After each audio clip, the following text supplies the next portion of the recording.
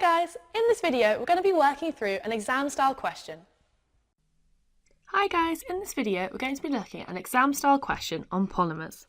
This question starts with a diagram which shows one molecule of ethene. As you can see from the diagram, ethene is an example of an alkene, where an alkene is an organic molecule that contains a carbon-carbon double bond.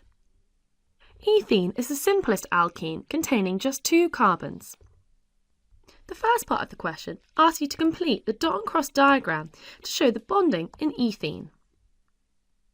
As you can see from the diagram, the bonding in ethene is made up of this carbon-carbon double bond and then single bonds between the carbons to hydrogens. As both carbon and hydrogen are non-metals, we would expect the bonding in ethene to be covalent bonding.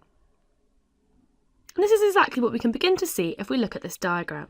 If you look in the periodic table, you can see that carbon is in group 4, which means that each carbon atom has 4 electrons in its outer shell. If we choose the left-hand side carbon atom here, we can represent the electrons on this carbon using red dots. And what we can see so far is that we've drawn in 2 out of the 4 outer shell electrons for this left-hand side carbon atom.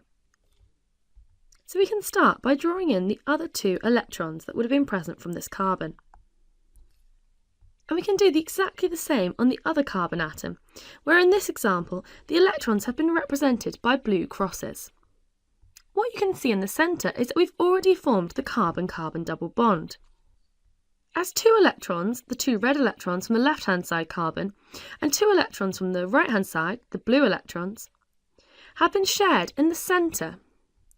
This sharing electrons is characteristic of a covalent bond, and when we share one pair of electrons, we form a single bond, so here 2 pairs of electrons have been shared, forming a double bond. So, what about the covalent bonds formed between the carbon atoms and the hydrogens? Well, we've seen that each carbon atom has 2 electrons left over, and it's going to use these to form 2 covalent bonds with hydrogen atoms. If we think about hydrogen, we know that hydrogen only has 1 proton and therefore only 1 electron. Therefore, each hydrogen atom only has this 1 electron to share in order to form a covalent bond. Hi guys!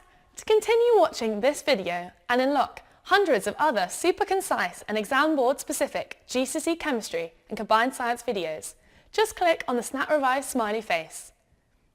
Join me today and together let's make Chemistry at GCSE a walk in the park.